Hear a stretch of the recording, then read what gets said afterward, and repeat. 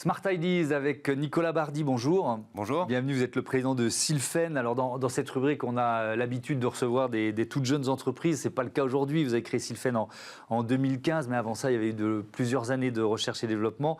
Entreprise en difficulté, on y reviendra, mais je voudrais savoir de quoi on parle. Avec quelle idée vous avez lancé ce projet ?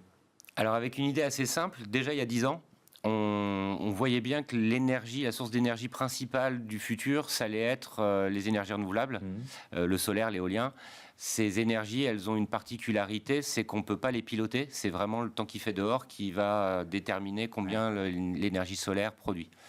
Et puis, quand on se place du côté des utilisateurs d'énergie, nous-mêmes, dans des logements collectifs, des bâtiments administratifs, des usines, on a besoin d'électricité, de chaleur, au moment où on en a besoin. Et ça aussi, c'est, on va dire, modérément pilotable. On peut décider de décaler un peu sa machine à laver, mais voilà.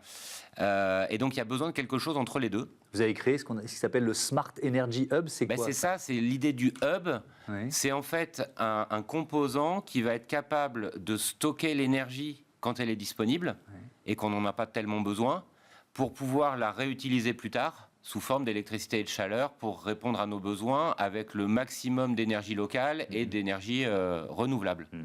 Et pour ça, on connaît tous une technologie qui stocke l'électricité qui sont des batteries. Les batteries, ça marche très très bien, ça a un super rendement pour stocker de l'énergie dans un temps très court.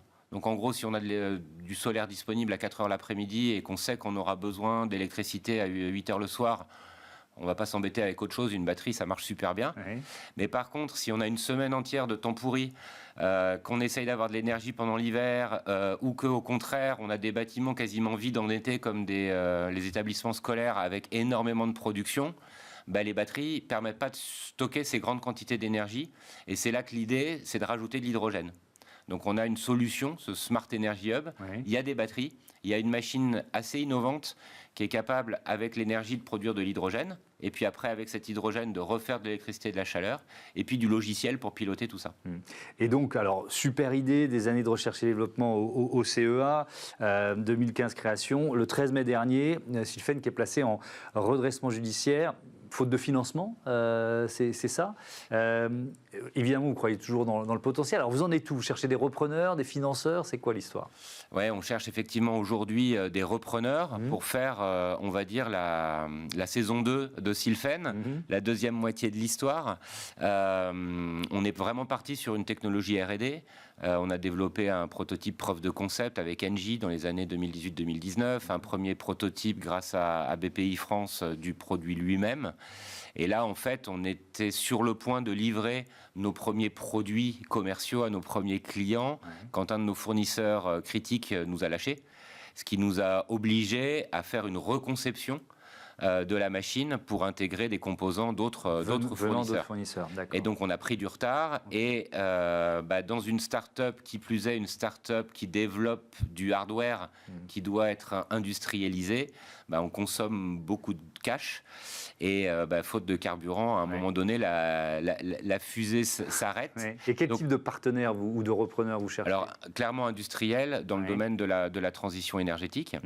Il se trouve qu'il y a quand même un écosystème d'entreprises très puissant et très intéressant autour de la transition énergétique aujourd'hui, de l'hydrogène à l'échelle française, à l'échelle européenne aussi. On a des fournisseurs européens, on a des développements commerciaux importants en Espagne. Mais en gros, aujourd'hui, voilà, on a un produit prêt à être livré à nos premiers clients. Ça permet de démontrer finalement la pertinence de cette solution. Et puis derrière, il y a un enjeu de faire de ce produit un vrai produit commercial, donc de l'industrialiser, et puis de développer des produits qu'on appelle de moyenne puissance, 10 fois plus puissants. Parce qu'aujourd'hui, on peut s'adresser à des collectivités locales, des bâtiments de, on va dire, 1500 à 10 000 mètres carrés.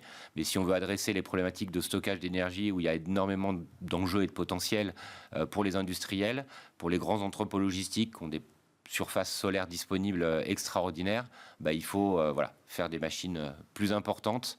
Et donc, ça sera un peu l'enjeu pour les repreneurs. Merci beaucoup, Nicolas Bardy. On vous souhaite d'avancer et d'écrire la saison 2 de Sylfen. C'est la fin de ce numéro de Smart Impact. Merci à toutes et à tous de votre fidélité à la chaîne des audacieuses et des audacieux. Salut.